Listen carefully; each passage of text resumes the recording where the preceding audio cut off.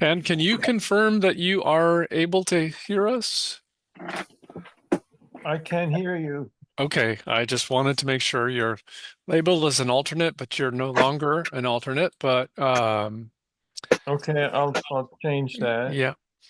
Okay, but I know that Aaron will not be here. Christine, I had not heard from, but I think it would be fair to get things rolling, Peter. All right. Well, let's call this meeting to order. Lamoille Basin Water Quality Council, September 26th. And I will try to get things shared again. Dean, do you happen to have a copy of the protocols for the meeting? I didn't bring them up today on my computer. Forgot. Yes, the Zoom norms. There we go. Is this the first thing on the agenda? Welcome introductions. I think we've all met each other before. Yeah, I think so. That's right. Well, Dan, you're relatively new, but I think you were at the last one, right? Okay. He was. Yeah, I remember now. Yeah, let the attendant show that I was. All right. So Zoom norms for this meeting, introduction of all participants at each meeting, which we've kind of grind through. So let's see. As possible, booked members should have in their Zoom name, title the following: name, organization, voting, or alternate, and pronouns if desired. Book members are expected to have cameras turned on during the entirety of the meeting as technically possible. Book members are expected to stay focused, avoid multitasking, and follow the guidance of, if you wouldn't do something in an in-person meeting, don't do it in a virtual meeting. That old adage. Yes. WIC members will use the raise hand function on Zoom to indicate a request to speak. Come off mute. This is an effort to make sure all are heard in turn. All members will stay muted until called upon. If needed, QUISP staff may mute participants to avoid background noise. And any comments made in chat will be read aloud at the appropriate time by the QUISP staff in full for public record. And Peter, I would just interject that in terms of people here, Christine did just log on. Although I don't have her audio yet, but Christine Armstrong of the Caspian Lake Association is also here. So welcome, Christine. Great. Hi, thanks.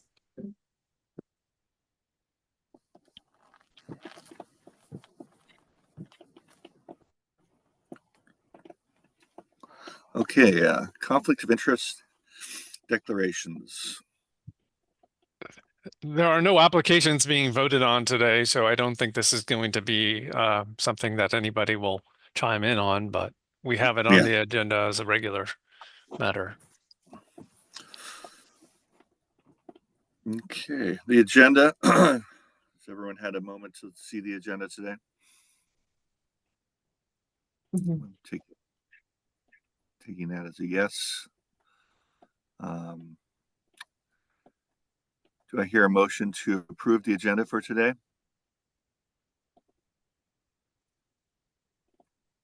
Dan Kahneman will move to approve the agenda.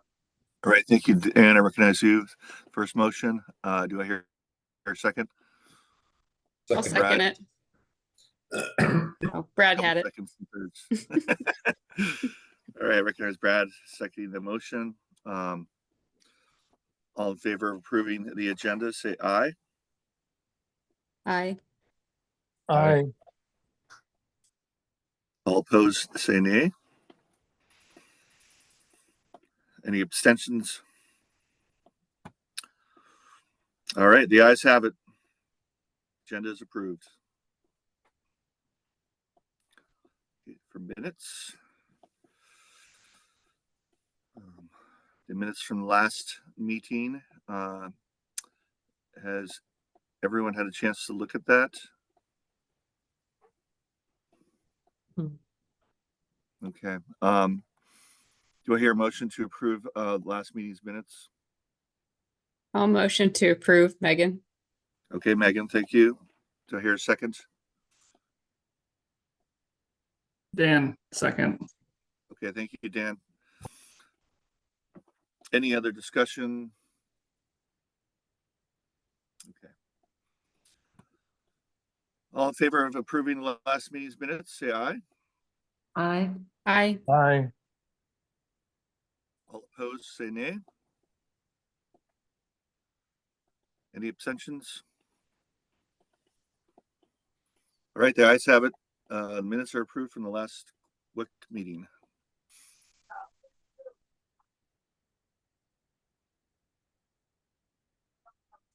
Public comment. Is there anyone from the public who wishes to comment? I don't.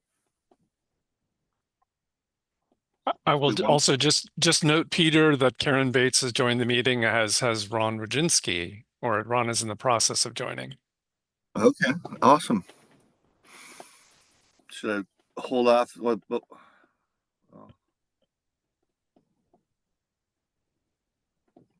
But were you thinking of holding off if Ron had public comment? Yeah. I just want to say hi, everybody.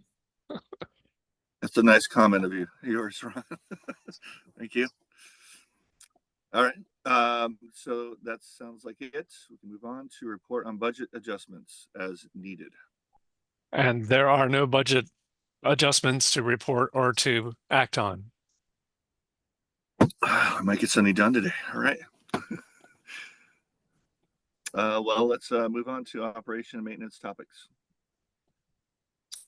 Okay. If I may just jump in, Yes. This is something that seemed like it was worth touching on. This doesn't need to be an extensive agenda item, but there are some things for just everyone to know if they don't know already.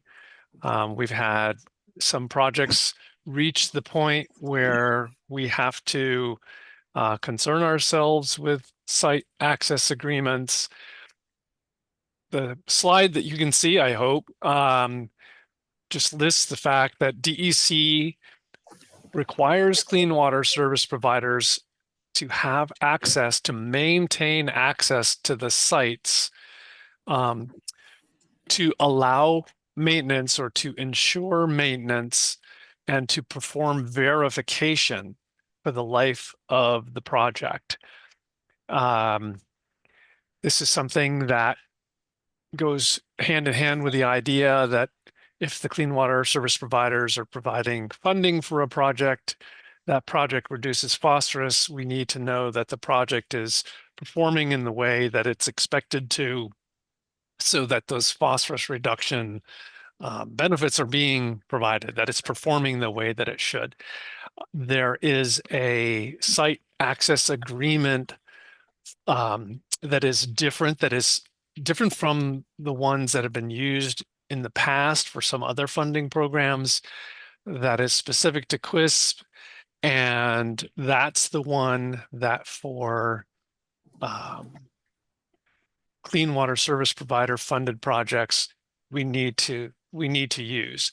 I'm not going to talk about site access easements. Site access easements are a step up in terms of complexity.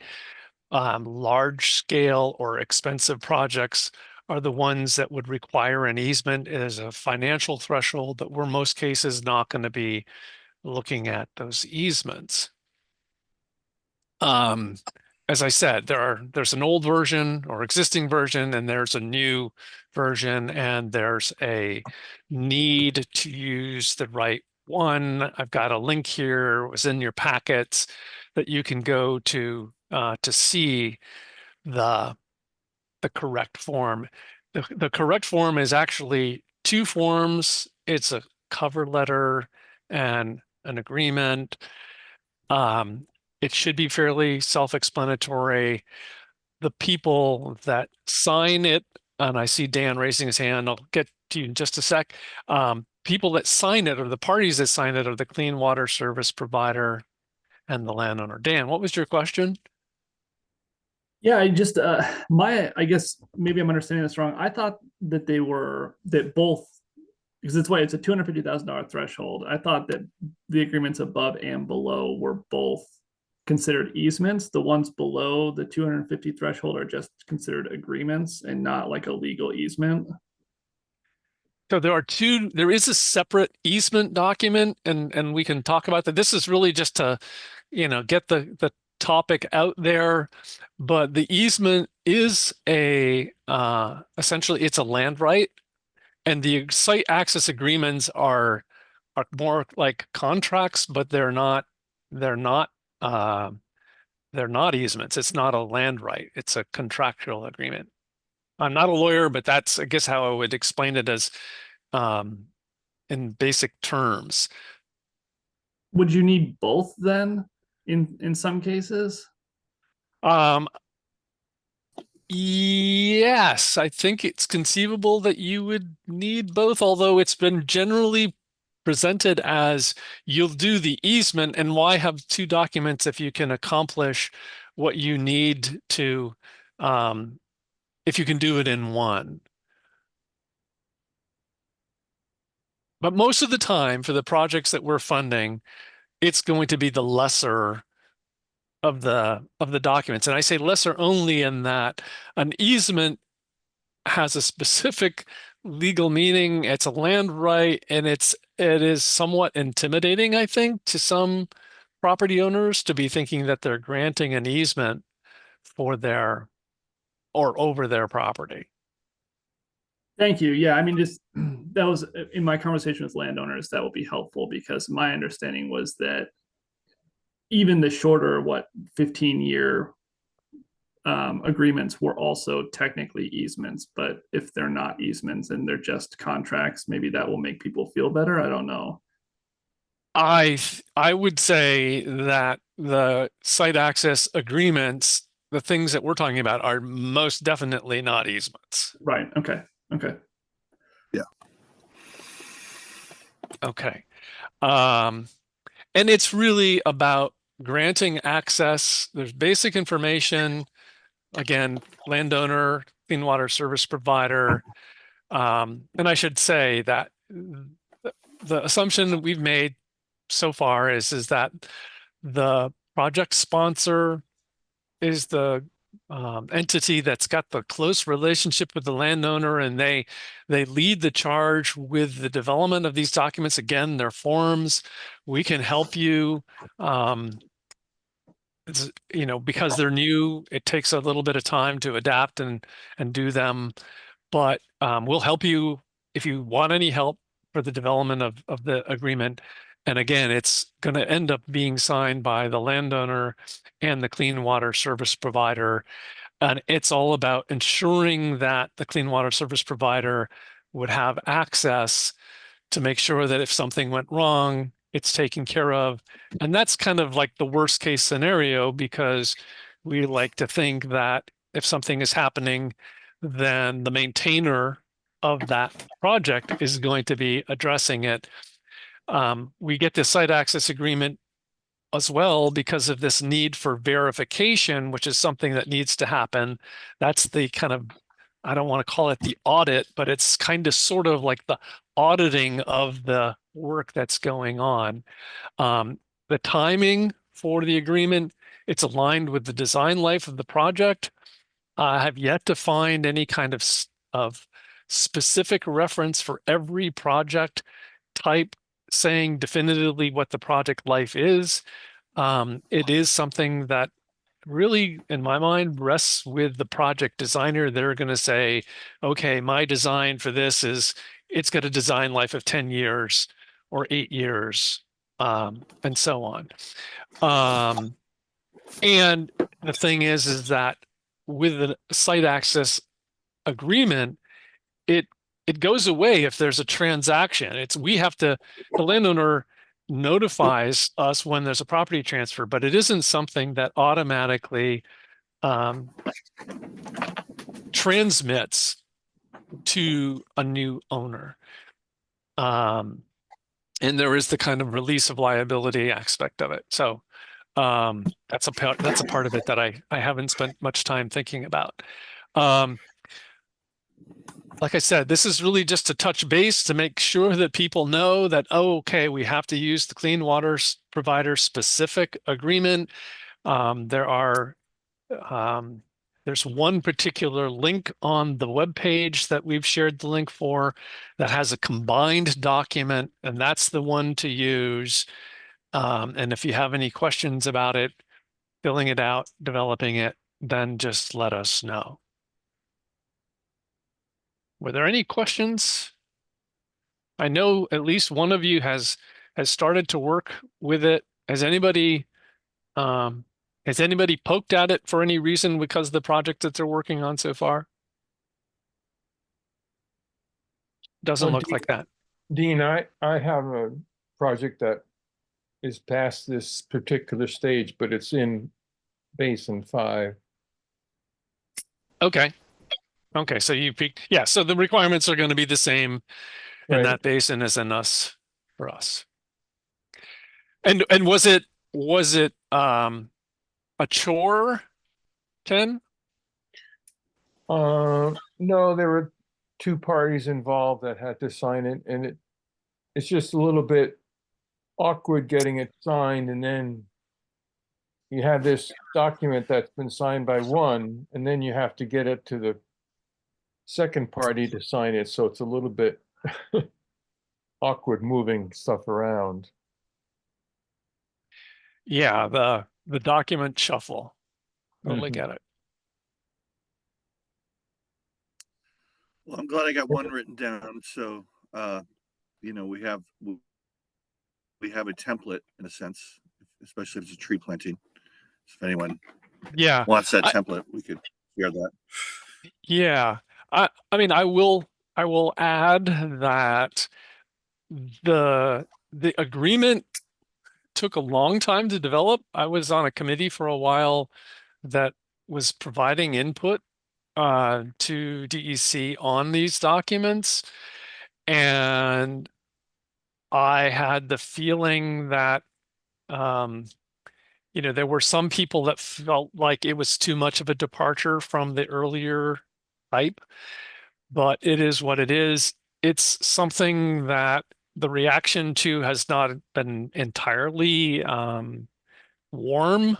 And I would not be surprised if there are changes in the future, but the document that is available on that website is the one that we're going to use until there's a new document.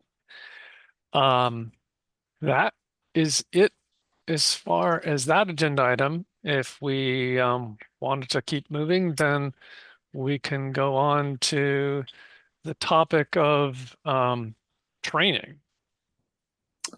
Okay, so any more discussion on the last topic involving the agreements, landowner agreements? Okay, doesn't Need sound those like at it. implementation. Sorry? Sorry, Lauren. Can I just confirm you only need that at the implementation stage? You only need it at the implementation stage as a written document, right? It's not something, but you know, when you're in your preliminary design, there's no point in having a preliminary design if someone's not gonna, you know, they need to be aware of it. They need to know that the project's expectation is, but you are not. Yeah, it's signed before we break ground is basically when it you know, that's the drop dead date because we don't want to have the equipment working without the signed agreement. Okay, and then I guess I'll just say too, like I could very easily see, in theory, someone getting project development, 30% design, final design funded by a quiz, but then not wanting to do that agreement and then taking the project to Lake Champlain Basin program or something for actual implementation because of that site agreement. So I just want to call that out. And that's, I think, some of the reaction or maybe the reality or yeah, some of the reaction to an agreement like this that is having some people suggest, okay, there should be changes to it, simpler or whatever that will help be less less intimidating than the old version. Megan? Yeah, kind of similar question to what Lauren was saying, but more in lines with the operation and maintenance plan that we typically draft for a project. You know, I'm just looking at some of the language in the packet here and thinking of how the current clean water policy deliverables are structured for block grants. Usually the operation and maintenance plan is kind of like one of those first steps in the implementation phase. And I'm just confirming, is that still the case with how the clean water service provider contracts will be structured, where you can kind of have that signed operation and maintenance agreement as like one of those first deliverables under the implementation phase? I had not. I mean, it's something I can look into to see whether or not it's possible, but your concern is the cost of creating the O&M plan and putting it into the implementation budget. Not so much the cost, just kind of like where we all as the clean water, process, where we all as the clean water service provider are going to require that to happen. You know, are you going to want to see it before the implementation funding, say, is released? Or is it just going to be a deliverable and like a first step when you get implementation funding? So the cover letter and the agreement and the plan are joined. So they're going to come in together. So yeah, that's maybe a partial answer to your question. I mean, we're going to have cases where the project looks really good, and I think, and by that I mean there's really no question about the fact that it will be signed, and so Yeah. like I say, we need it before the bulldozers move. And Right. that's, you know, your bulldozers aren't close to moving until the funding has been approved. But I think that but we can get ahead of that. I mean, that's not best Mhm. practice.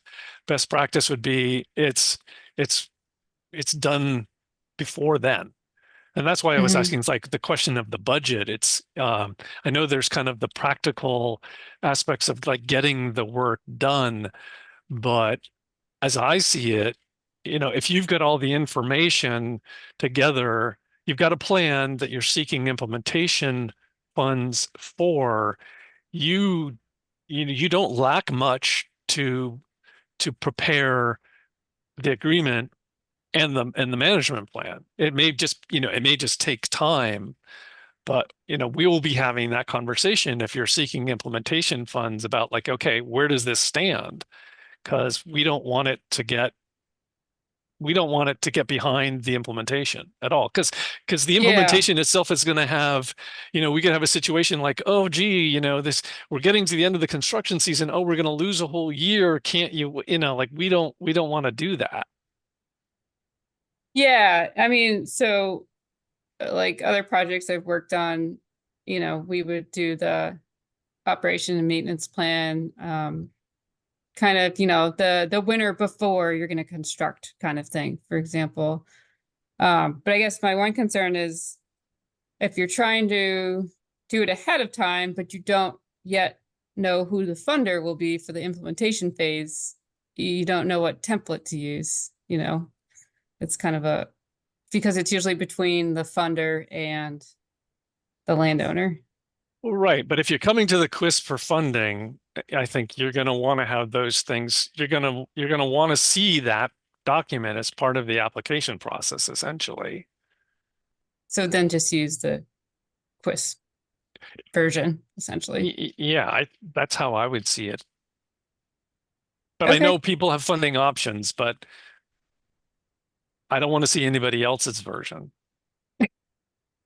Okay, fair enough. If that one's on the website, I'll just use that one. Hey, thanks, Dean.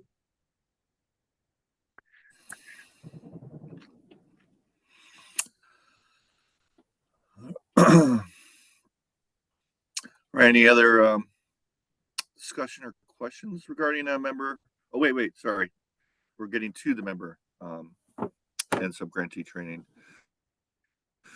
Any Yeah. further discussion on the last topic? What I meant to say. Okay. Sounds like we can move on, Dean. Yeah, so this is another agenda item that doesn't have to take a lot of time, but we know that there have been partner organizations that have been part of meetings with DEC. I've heard things from partner organizations. I've had conversations with other people in clean water service provider roles about training, and it just seemed like and DEC is telling us that they're working on that they're hearing the message and working on training. But I just thought it would be a good thing to do to have spot on an agenda for you all to share ideas on training if you had them, and so that that could be shared with DEC and help shape the processes that they're doing. And it really just comes down to what are the gaps or areas of improvement, and it could be that there's a long list. So what would you consider the highest priorities for training? I listed some potential topics. They're on the slide here, but I'm really just mainly interested in hearing or giving a platform for you all to talk about training and share your thoughts on what is needed. And I'm actually going to be, I mean, I think in a sense the O&M conversation that we just had is a touch at that, but it's not true training, but it's just recognizing there are things that you need to be exposed to. And, many cases it takes getting exposed to them in formal settings or informal settings or both, and getting the information to you more than once. But anyway, that's what this agenda item is about. And so really the floor is open to all of you to talk about what you see the training needs as being, or recommendations that you would make to DEC.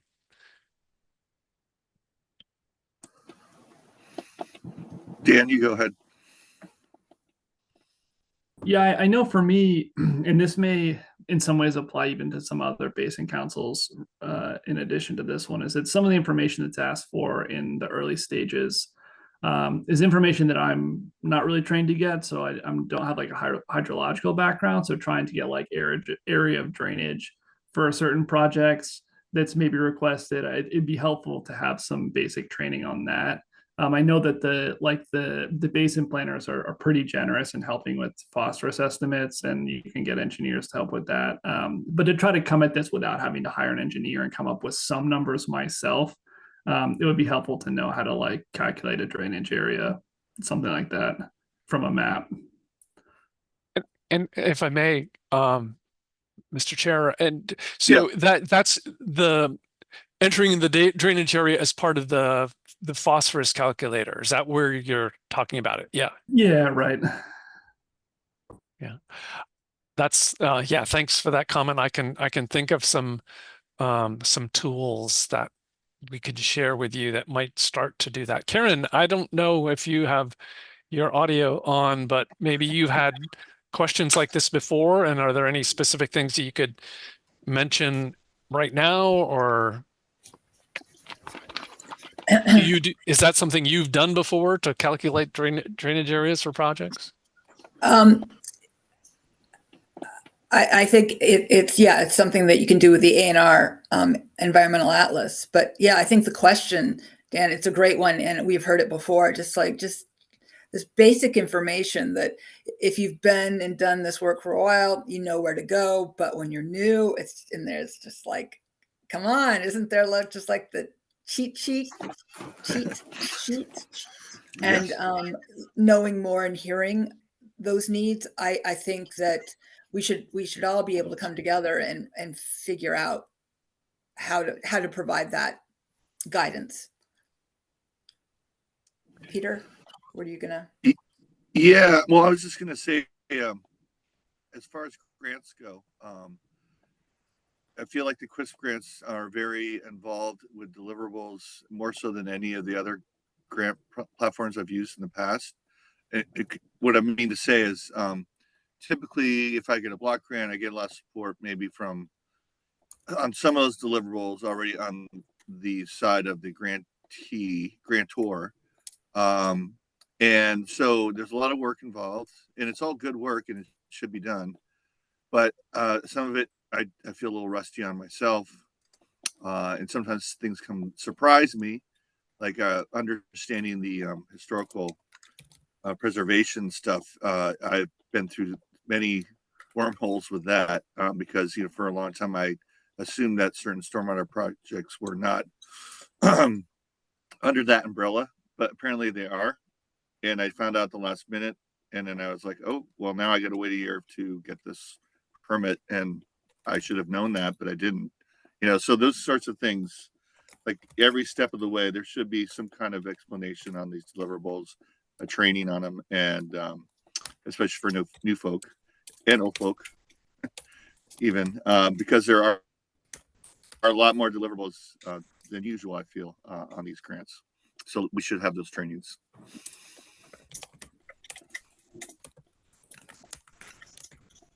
Yeah, I'll just That say all is makes sense.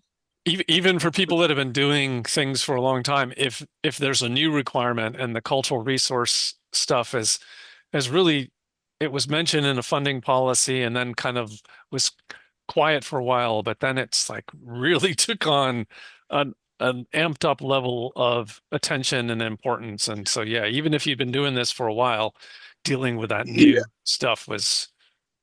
And getting in touch with those folks, that's another thing. It can be really frustrating. Anyways, I'll leave it there. Dean, So Ken, the DEC has several training videos on O&M that I think have been recorded, and you can view those. Yes. And sorry, Ken, Lauren had her hand up, but yes, you're right. There are videos online, and some of those can be reached through that website. Lauren? Yeah, I guess I just want to reiterate what Peter was saying. The deliverables, having like the templates for the deliverables as soon as the agreement is signed would be really helpful. I'm thinking particularly, Dean, about the project development experience we had for the Missisquoi of just like that spreadsheet was, or those 3 spreadsheets were just a huge amount of work. And so just knowing that in advance, even before you build your budget, I think would be helpful to have those templates there, as well as I know like the O&M trainings. I've watched those and I'm still really confused about what I'm supposed to be doing, if anything. And I think too, there are some older trainings that Gianna has done that I think might be a bit out of date at this point in time. And so maybe some updated trainings from them, as well as just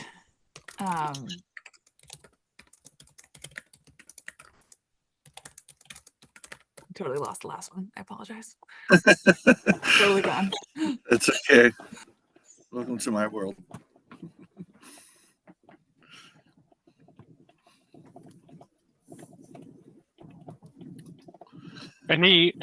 Anything else on the training front? Don't hesitate to shoot an email if something occurs to you after this meeting. What you've said so far will be written up, and we will forward that and any email information to the project manager at DEC. Now Lauren's got her. I knew if I started rambling, you'd come back to her. Came back and a new thing. I think templates of like emails or requests for cost opinions or requests for proposals, like templates that organizations could use would be really helpful. You know, internally we've created some, but I don't know if they're good. And then additionally, I think just I always need training on the CWIP policy and what clean water funds can be used for, not used for, especially around bank stabilization. I think is a big one that we're really good at getting confused by, myself included.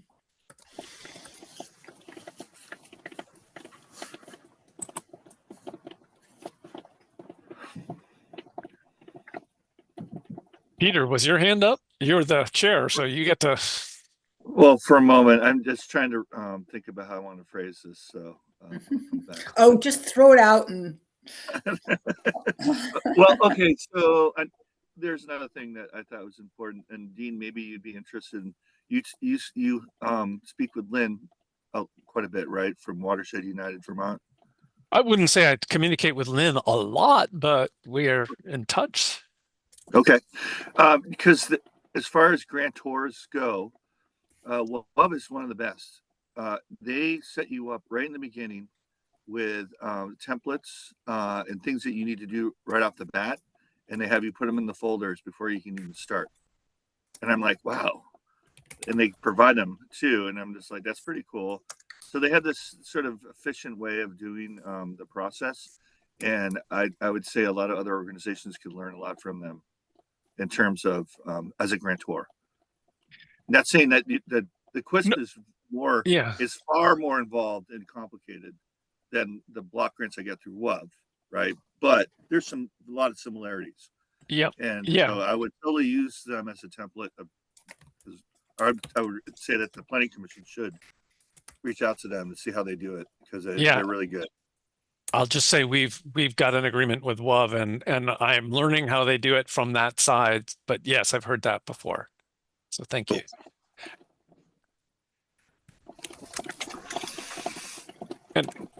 And actually, are there any other comments? Because the next agenda item actually bears on something, well, some of this and something that Lawrence just mentioned, having to do with requests for cost proposals and so on. So there's a possible segue. As a group, are we all right with moving forward to that next agenda item that might inform what we've just talked about? Is that cool with everyone? It sounds like it is. All right, yeah, let's go on to the next agenda item then. So I wanted people to know we've talked about the guidance documents many times in the past, and we've made you aware when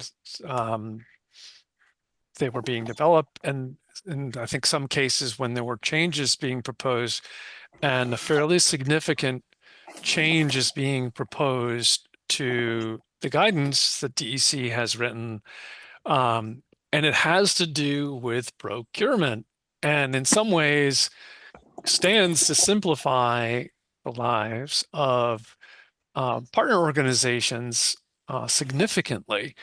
So the DEC guidance document that covers this is Chapter 3, and DEC is proposing to changes that would say essentially no longer does the subgrantee, the partner organization that's got the project that's doing it, have to seek 3 bids.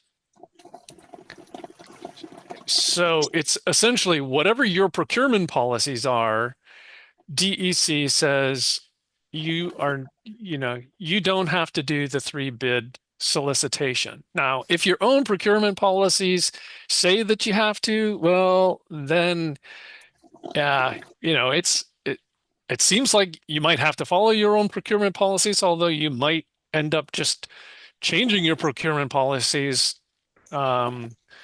if you don't want to do 3 and you feel like you can in good conscience say. But that's kind of the headline to the possible changes, is that the 3 bid requirement would go away, and the rationale DEC is offered is kind of weird, and I don't know that I need to get into it, because I think really what matters to the partner organizations is just that you wouldn't have to solicit 3 bids if your own procurement policies don't say that that's what you're going to do when you use QUIS funds or any other funds. Now, there's also a second part of the change that has to do with sole sourcing, and it really has more impact on the clean water service providers than it does on the sub-grantees, the partner organizations. But it's kind of a relaxation, but only up to not only, but up to $25,000. But I think this is a proposal that is going to have clear sailing when it comes to is it going to be actually adopted as a change to the guidance document? But I wanted people to know that it was headed this way. If it was the sort of thing that you said, this is great news, go DEC, well, then you might want to let them know that you favor this change. I'll just stop and ask, is anybody pleased by this news? Is anybody disappointed by this news? Is it, finally, or too little too late? Anyway, Megan? So I'm excited by this news. I'll start with that. I appreciate that there's a sole source opportunity up to a certain amount. I think that's helpful. I guess my question was, and I know this would probably also just depend on, the applicant's procurement policy. But if somebody's already pre-procured resident engineer during, the design phase, are they kind of pre-procured for the construction oversight phase still, or would they still have to, like usually you just use the engineer that did the final design and they're the ones providing construction oversight.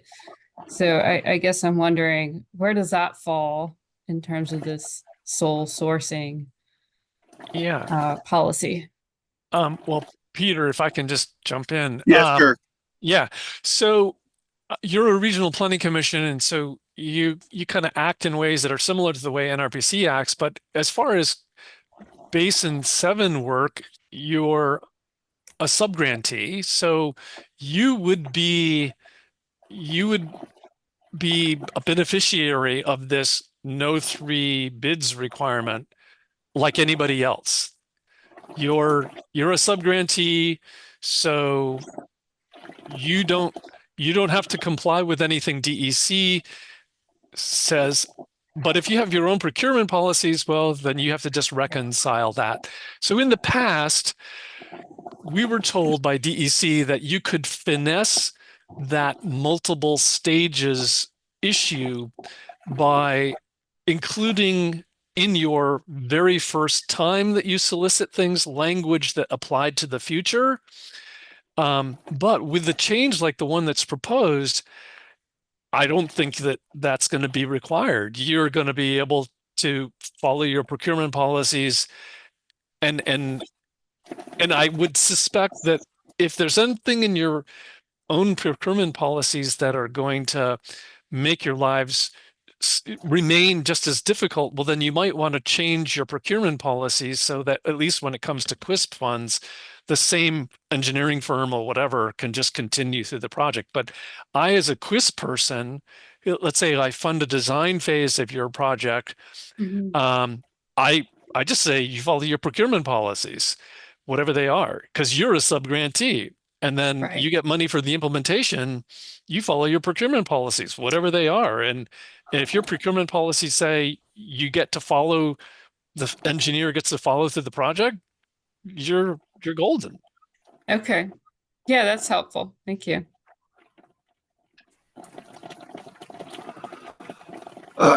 Yeah, so Dean, the 3 bid thing, I thought that was already in the books.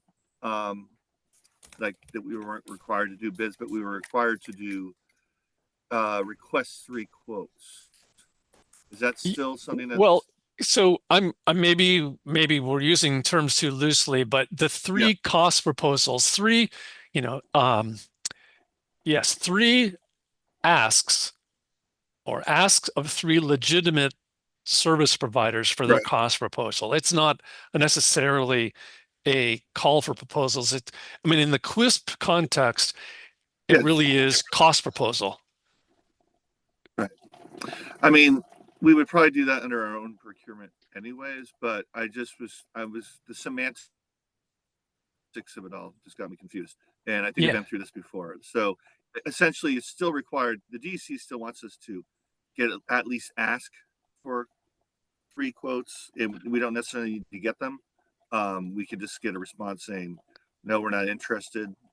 Is that still No, like part no, of the, no. okay. So what DEC is saying, and this is to just tie this back to Lauren's comment, Right. you know, some of what's in the midst of happening is that we've maybe lost the opportunity to prepare a template for you because you all have different procurement policies. Right. So I guess I would say the good news is you know the process because you know your procurement policies. But what DEC is saying is no, they are no longer telling a subgrantee that they have to solicit three cost proposals. Okay. All right. So thank you for clarifying that because that's been unclear to me since the beginning. And I think I feel okay now. We would follow our own procurement and we may even change some of our bylaws to adapt to QUISP funding issues or not funding. I mean protocols. Yeah. Thank you. I think Dan was next. Yeah, just to follow up on what the point Megan had raised, we encountered that same issue not with DEC, but with DPS in terms of construction oversight. And because the money that we had received from them was ultimately federal money, they told us that unless the original agreement for the designs had included language about the construction oversight, we were required to bid out the oversight if it exceeded $10,000, which is the federal threshold. And so I don't know if the QUISP money is ultimately federal money. I think we might run into, okay, if it's state money, then we're different. Yeah, so yeah.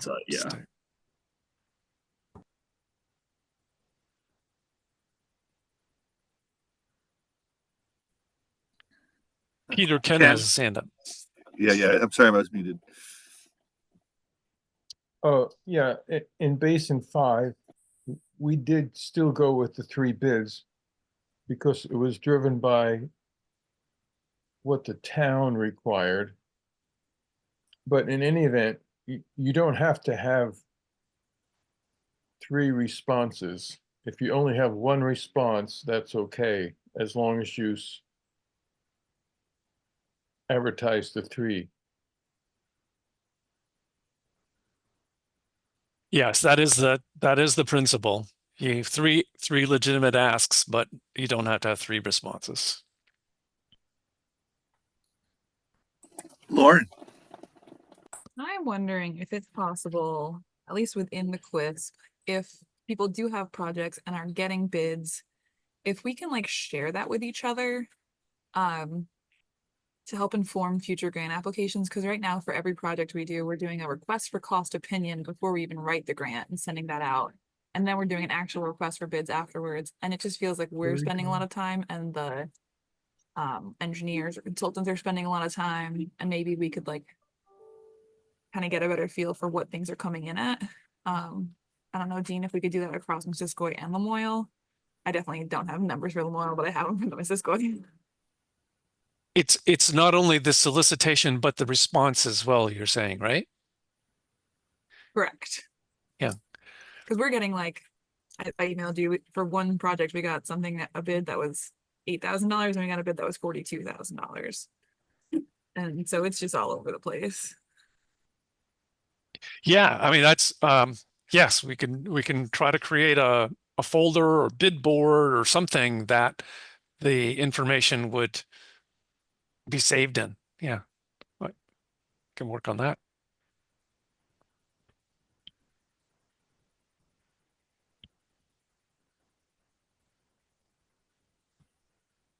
I guess too, just like on this topic, you know, if I'm getting a range of $8,000 to $42,000 in my request for cost opinions, my approach has always been, well, I'll go with the highest number plus 10% contingency in case when it actually comes to bid time, I need that.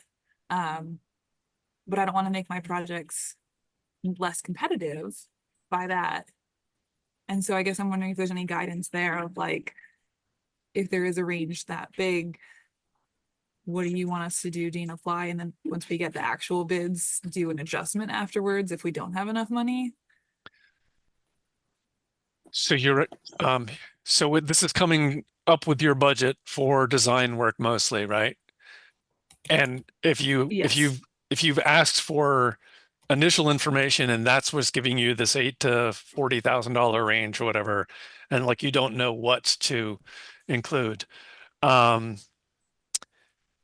Yeah, I mean, I don't think the QUISP has a position other than, try to come up with the number that you think is the truest or the best reflection of what it would likely be, knowing that there's an opportunity to ask for more. We have a policy to increase a budget and a procedure for that.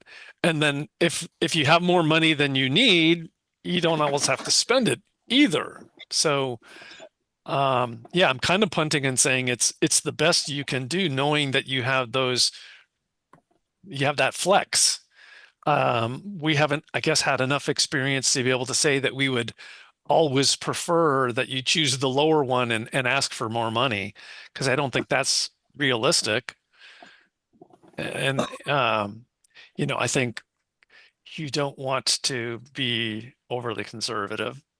So yeah, so it's like, and maybe the answer is the information where you can see where other similar projects have come in with their estimates, and maybe you can go from there. The only thing I'll add is that I'm just hearing anecdotally that, engineering firms are able to ask for and get a larger amount of money for their work in these times, just because they're all so busy and they don't have to sharpen their pencils so much, so to speak. But I would just say try to do your best. I tend to take midpoints of ranges or someplace in the middle of the range rather than the low and the high. But I'm sorry, just the one thing, this is, I think, one of the things that the WIC can do when it reviews an application is like, okay, you're crowdsourcing the application in a sense, you folks have the experience, and if you look at an application and the numbers just say, oh, that's too low, well, then you can say it. You should be asking for more, or that number's ridiculously high. You should be asking for less, and here's why.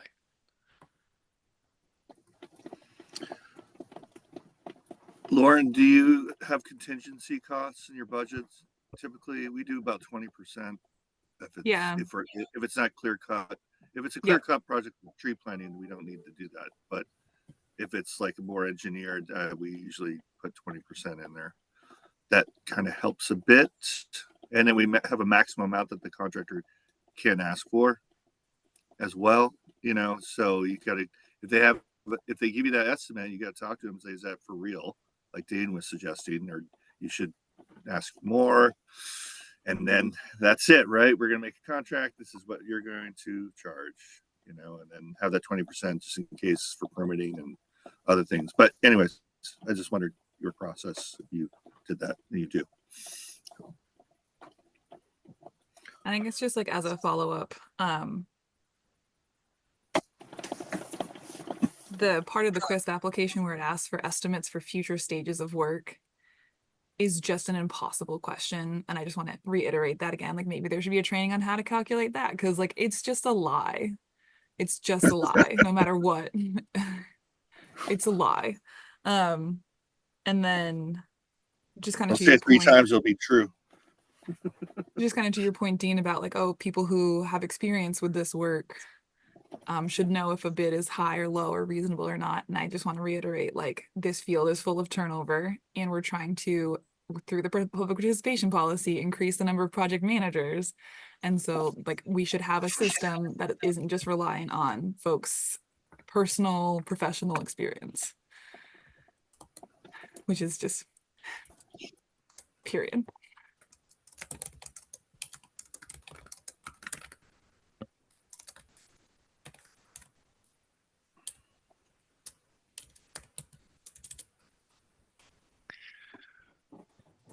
If we have that covered,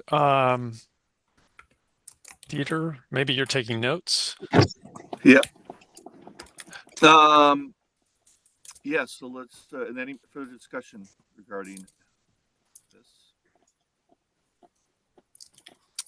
Okay, doesn't sound like. So yeah, let's move on. Updates. Okay, updates. Yeah, so there are some things that we wanted to touch base on. The first being this expedited funding for project development work. Another one having to do with invoicing. And then the last one, public participation plan. As far as this expedited project development funding program, just wanted to remind everybody, you should have received part of a email blast that we did issue the announcement, the call for applications for that back at the beginning of September. And there's a very simple online form for doing that. We've technically said, oh, this is the deadline is December 31st, but we are processing applications as they come in because this isn't like the other application reviews. So anyway, even though it says December 31st, don't wait till December 31st. You don't have to. And also December 31st is not going to be when it ends. We just wanted to put a date. So that's not news, but it's just the reminder that that funding is available. We are working on the project ID issue, but I see Lauren's hands up, so maybe she had a question about something so far. I know we talked about this and I just wanted to remind myself, like these are good for 1 year from the start of the contract execution, or like how long are these good for?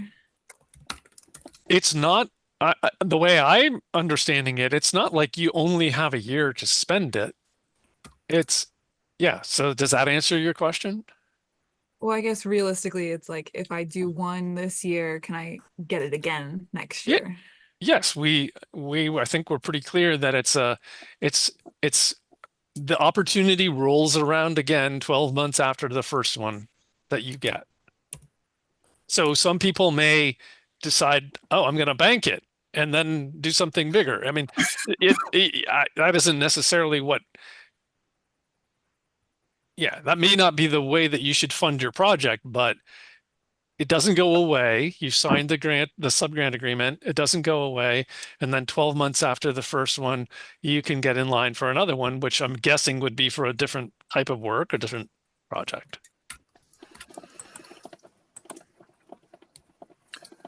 So I just applied for program development in a different basin, and I asked for 2 years, and there's no one batted an eye, because the breadth of the project was pretty large, and it would take about 2 years. So Right, just giving you that. but that would be like that's a targeted project development grant, right? It's not this like open amorphous. Yeah, it has a deliverable, 15 reaches, kind of thing. So yeah, it's pretty broad. It's true, Lauren. So the other bullet points that I wanted to just touch on, this is Clean Water Service Provider Formula Fund funded work. That means there is the watershed ID requirement. That's something that, speaking of training, there's some training available, I believe in a video, on using the so-called N-form ANR online system for filing requests that if you haven't done it before, we can hook you up with that. We've started the conversation with Karen and with others at DEC about the possibility of getting any kind of or some kind of ID in advance um, yeah, Karen and I, there's another person in addition to Karen who's going to be part of that conversation, but that hasn't. And then one of the things I was going to say that seems to be a challenge for folks, or maybe a challenge for folks, is it's in writing the project description, and we're tinkering around with an online tool that might help people. It's kind of like a checklist or series of checklists. So if the writing of the project description is something that you want to work on, obviously you can always go straight to Karen, but if you want to kick around ideas before, either with us or by using this tool, that's something that you can do. So I'm looking forward to receiving the first application for this project development funding. The system is ready for those applications to come in.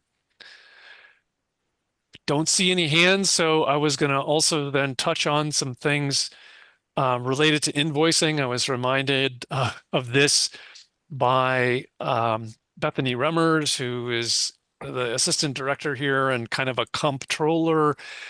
We are coming to the end of the FY 24-25 first quarter. That's ending in 4 days. And I don't know that, well, if any of you are sitting on invoices and you were thinking of submitting them for this, for invoicing in this quarter, we would like to have those invoices, perhaps by October 10th, or maybe a little bit later than that, because we need to get things in to the state. These quarters, other than the final quarter, are not the time when things get jammed up. We had the experience in July and August because it was the end of the fiscal year, and for accounting purposes, that's what makes things a lot more complicated. And so I don't imagine that any of you are, if it doesn't get in for this quarter, you can submit it for the next quarter. But I just want people to know that, yep, it's good to have the routine to submit your invoices quarterly. And if you have no invoices, well, just let us know that you have no invoices, and here's the progress that's been done so far. And the important one is the year. But the message to me was just remind everybody, invoices quarterly, try to get them in. And if you don't get them in soon enough for us to be able to turn them around, then it'll carry over to the next quarter. We are creating something that we think will help, especially at the end of the year. And it's basically going to walk you through. So it's kind of like a training, but and we will review this one-on-one. There was a screenshot in the meeting packet, but I see Lauren's hands up, so maybe I'll stop and let her. I guess, is there any issue with me just invoicing like at the end of a project?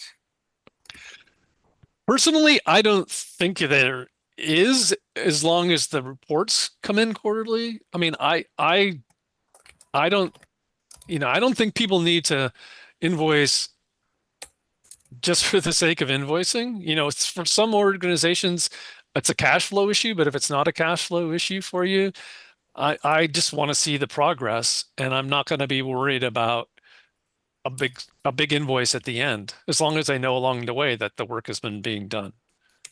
I guess just related to that, I've never submitted a quarterly report either. Well, the quarterly report is pretty cursory, and it's that, there's a page on the form that we gave. It's like a series of bullet points about what the progress has been.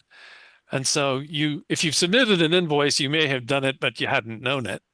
But that's really all that it is. It's the bullet points. Okay, so you would like us to do that? Yeah, I mean, it's good for us to know every 3 months, like, okay, maybe the progress report is nothing's happening in the project, but it's a read on what is happening or is not happening. Or Okay. if the only thing that happened was we hired a consultant, that's good to know. And that's Is kind that- of, Sorry, sorry? is that in the contract? I don't remember seeing this ever. I apologize. Yes, I believe it's in the master agreements, The in the, master agreement. yeah, in the payment procedures. Yeah. I see. So it's in the payment procedures. It's not in the Well, the having a payment grant. procedures is part of the master agreement. I think that's the way that it's set up, is there's a section of the master agreement called payment procedures. I think I got it right. And the form that I need to send to you is in there. Well, that's we have generated a form that we were suggesting to people to use, asking people to use when they're submitting their invoices. And so that's one place. So I was assuming that you had done one, but I can't keep it straight. But we can follow up with what it is. And it's really it's just bullet points. It's not asking for a long narrative or anything like that. No, that's totally fine. I just I apologize. That was totally not on my radar at all. And I think I have 6 grants with you. Yeah, that's why we're having this on the agenda, to just say. And then, like I said, the crunch time really is the end of the year.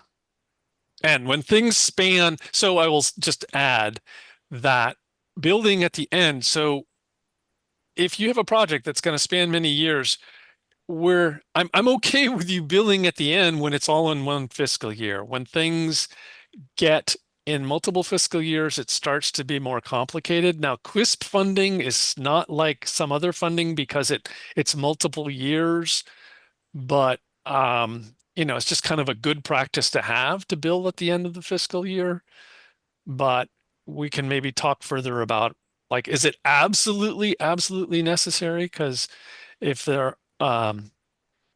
if it's all QUISP money, it may not be absolutely necessary.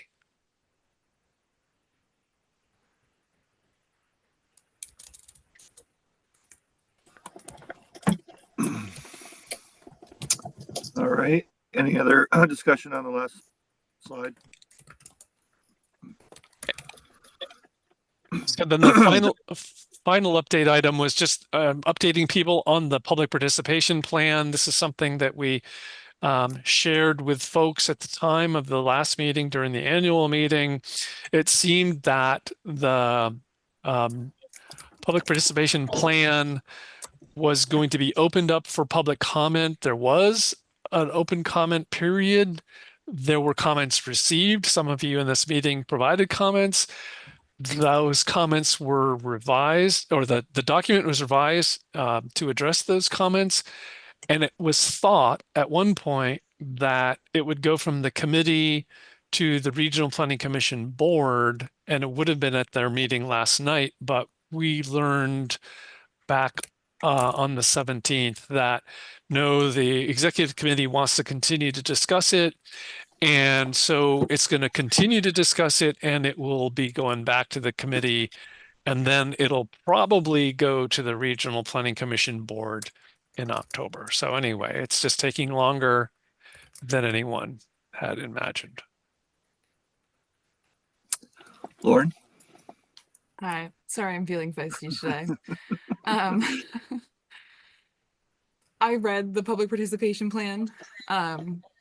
And to me, it doesn't achieve the goals of what I thought a public participation plan for the BWIC and the QUISP would accomplish in terms of creating new project managers and involving the communities more. I did put this in the public comment, but the draft uses a spectrum of public engagement that is a well-known spectrum, and it doesn't actually include all of the steps, including empowerment of those communities.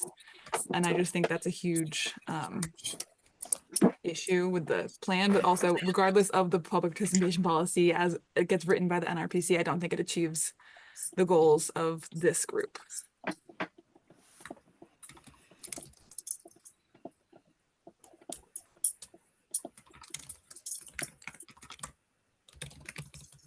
Yeah, keep your eye on the notices, or I don't typically I don't go to executive committee meetings, but there would be open meetings, and so if you want to hear what the discussion is or was, you could do that. Maybe that would be of interest. I do not know the specifics really of, or really anything other than they discussed it and they're going to be discussing it more too. So whether or not they've moved in any particular direction that's more in line with what your thinking is or less, I just do not know, unfortunately. Right, but I guess like Dean, you read the draft, I assume. I did read it. I'm not the person writing it, but I did read it. But I guess just like to me, what I was hoping that the public participation plan would get at would be specifics of how we are creating more project managers to do clean water work. And that's just not what that policy is. Yeah, and so I mean I know that this has gone on really long and it's been tedious because there's started with the basin councils have to have a policy, and then the policy that was created kind of got further towards a plan than Catherine, that's the director of the Regional Planning Commission, thought you would want to do when the Regional Planning Commission was working on something of its own. And so she was saying, hey, can you hit pause? And this was in the Missisquoi Basin, but I think it applies here. And so it sounded like, okay, that's a reasonable concept. Hey, the Regional Planning Commission is working on something that could serve as kind of a reference point. Get that done, and then the WICs can go on from there. I don't see what the Regional Planning Commission is working on as being the thing, or yeah, it's not the thing for the WIC. It's not. It's, at least I don't think it is. It is a reference point that the Regional Planning Commission thought should exist before the WIC goes further with that type of work. That's, yeah. So I mean, I can follow up, but I don't think that Catherine and the Regional Planning Commission have any thought that, oh, this is the thing that would be, the WIC would be told, here's what you do. I don't think that's what's meant for it at all. Sure. And so I guess I just want to like, on whatever timeline exists, we need more project managers and we need a plan for that because we're not spending the money. And that's my I'll end there.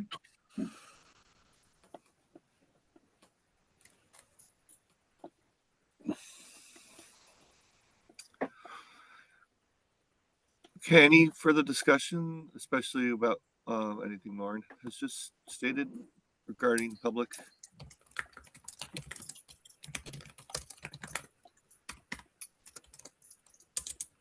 Okay, sounds like no hands are up, or am I missing something? Nope. Okay, well, let's go on to the next agenda, I guess. Future meetings. And really the main topic there is that we have the usual conflict with Thanksgiving. And so would the group prefer, I mean, these are not the only options, but I believe in sometimes past, you've met 1 week later than usual. And if that was the choice this time, your November meeting would actually be in December on the 4th. Or you've also met the Friday before. And so that would mean November 22nd or another date. But if the group would like to discuss it now, it can. We've also done doodle polls to resolve the date, but I just wanted to get that on the radar. Well, if we can get the date now, it'd be less work for all of us, right? I would love to get the date for you. now. I'm Dean, for December 4th. this is Ken. I'll move Thursday, December 4th. Okay, Ken, I hear a motion from Ken to make it December 4th. December 4th is a Wednesday. Second. Oh, Okay, so my bad. That was a typo. So it should be the Thursday, the week, 1 week delay. That was what was intended. Fifth. So my The bad. fifth. The fifth. The fifth, yeah, so, is the fifth still good? I'll just toss Or out, the I don't third know if motion? it's hasn't been I can advertised consider yet, it. but there is a Vermont barrier removal workshop on the 5th that I think some folks might want to go to related to dam and culvert improvements. It's an Okay. all-day thing, Lauren. Yeah, it looks like Karina Daly and Julie Butler, and a few others are organizing it.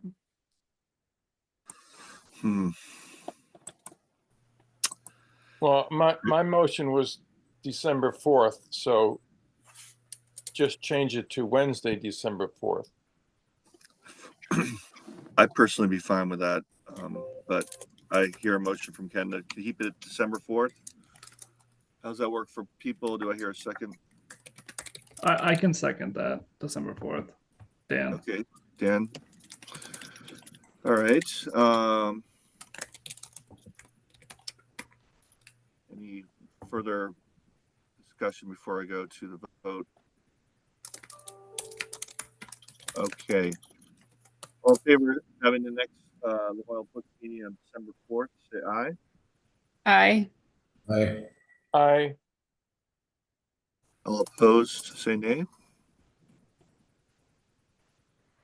All right, the ayes have it. December 4th will be our next meeting. I assume it's going to be the same time, Dean, like 9? Yes, it will be, and it'll be just before the Missisquoi meeting, and so it'll Oh, there be you go. a couple of hours of intense wick work. Good job. All right. Well, there you go. Anything else on the agenda? If there were any future meeting topics, people could suggest those. You can always do that, but Yeah. if there Yeah. were none, then yes, you could entertain a motion to adjourn. All right. Does anyone else have future meeting ideas that they want to put in right now? Ken raise his hand. Ken? I just have a question on this whole regulatory / non-regulatory issues. And Dean, you and I chatted briefly about this, a project on Vermont 104A in Georgia. So I'm getting the impression that it's not an eligible project because the state highway is involved. Is that accurate? We've learned from another situation with a project in Georgia that involved VTrans right-of-way that the VTrans right-of-way made it part of the VTrans permitting, and that took it out of eligibility. So that's my initial take on it. Okay. Yeah, Ken, I think, anything within the right of way, even town right of way, I think I've run into this problem before. But if you have work that's being done outside of it, that's directly impacting the road, then that is eligible. Right? Okay. Didn't it Like have to? Sorry, Peter. Go ahead and Right. finish. I just feel, well, we have a project that we granted to this with in Elmore, and it's town road, but we applied for funding for stormwater treatment outside of the right of way. And the town is going to work on the road part, and we're going to work on the outside of the right of way. And that seemed to work with the QUISP for funding.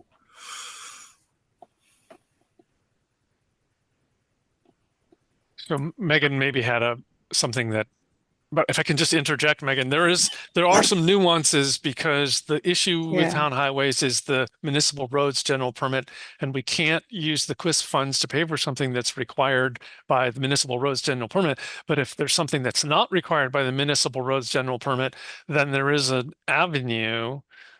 But it's certainly, I think life is simpler when it doesn't invoke those municipal road general permit issues.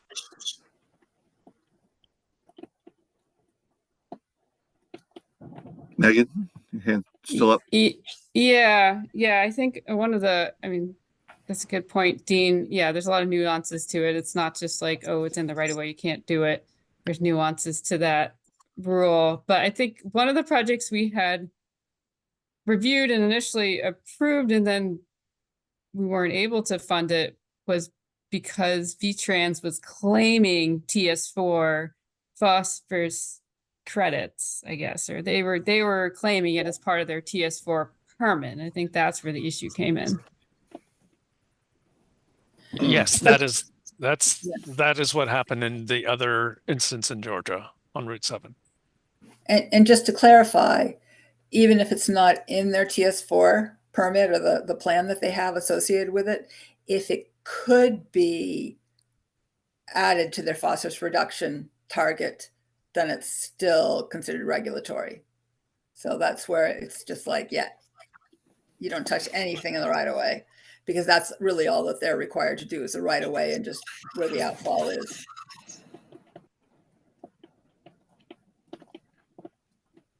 So, no, I'm not going to get into it.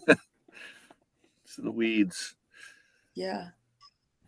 Can I just add something? I love how we've had some great conversations about projects and sort of how to do them. And I see the BWQ becoming sort of a resource to project applicants, even though that wasn't initially what had been identified. And I know Chris has sort of said, when I've said, oh, we could use the BWQs to provide some trainings, that, well, they're not all project applicants, but because so many of you are, I wonder if there is the opportunity to use the BWQ to have like a quick check-in as part of the agenda, just about applying for projects and what are issues, and that would be a good place for me to be here too.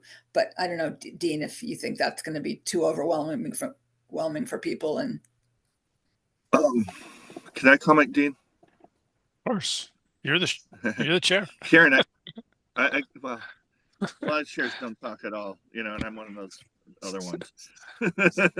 So I agree, Karen, that I think we should set aside, maybe not the next meeting, but a meeting in which we all sort of have a combo about the various deliverables and the various documents and things that we need to fill out and sort of share our war stories. It could be really helpful. And it would be a big chunk of time. It would probably take up half a meeting at least. So that's why, if we're going to do this, we should know ahead of time that will happen. And so maybe the following meeting, if you already have sort of an agenda lined up, Dean, for the next one. I don't know, but I think it'd be really, really good. It'd be good for me personally, and I think a lot of other people here, to say, oh, wow, you did that. I don't remember having to do that. Or, just getting everyone on the same page. Or we do topic by topic, and just say, let's just talk about application. Yep. And then it could be a shorter period of time.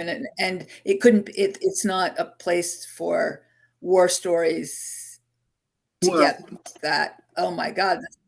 With each one of those I know topics, we might be able to figure out a way to streamline it. Yeah, like application process, or just project ID process of deliverables specifically that people are confused by, so we can just kind of stage it in a timeline of what we all have to go through to the end where we have to report. I think it's sort of the elephant in the room. Yeah. And I don't think that there's no set agenda for the next meeting, Peter, and it's certainly possible that it would be a time that, you could do it as soon as the next meeting, I'm guessing. Okay.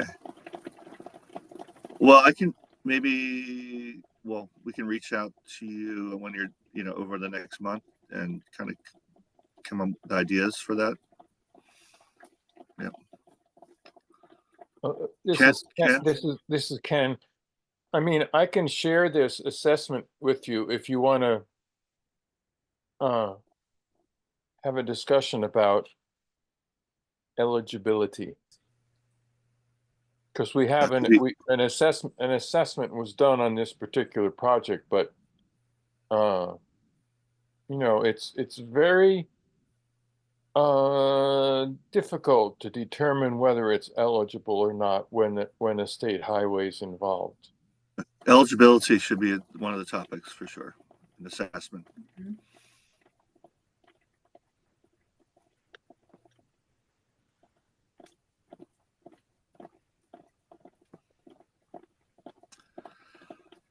Well, thank you all. Can I do one more update, Dean? Of course. Yeah. So we're doing a river cleanup in Lamoille up in the Johnson area this Saturday, Johnson and Morrisville area. And I'll be with the Paddlers Club. And I have been trying to get them to respond to a plea that we need in a watershed group. And they've sort of kind of responded, but not in a very definite way. But since I'll be there with them, I'll try to, again, say, hey, we need another watershed group, and you seem like a good fit. I don't know what happened with Trout Unlimited. We keep trying to have a meeting, and it doesn't work. Or I think, did Lynn talk to? Lynn Aaron? was, yeah, Lynn was going to try to engage with them on her own without trying to set up things with too many people, but I have not heard Right. back from her on that. All right, maybe I'll check in with her, see how that went, and then that will inform me on how I talk to the Paddlers Club this weekend. All right, that's it. Pardon me, could I, when the meeting's over, is it possible to keep Karen and Dean on the line so I can just ask a couple questions without taking anybody else's time? You can certainly do that or propose it, Christine, because I was going to ask Karen if she could stay on after myself. So she's the woman of the hour. Yep, I'll stay. Won't touch a button. Okay, well, it doesn't sound like we have any more discussion regarding the last agenda item. Any further updates from anyone before I call for a motion to adjourn? All right, sounds like there's no one. I'll just check the hands. No hands. Okay. Do I hear a motion to adjourn the meeting for the day? Make the motion to adjourn the meeting today. Thank you, Brent. Dan, Do I hear a second. second? Dan seconded it. Great. Thank you. All right. All in favor of adjourning this meeting, say aye. Aye. Aye. All opposed, say nay. All righty then. The ayes have it. Have a good day, everyone. Thank you all. Thank too. you.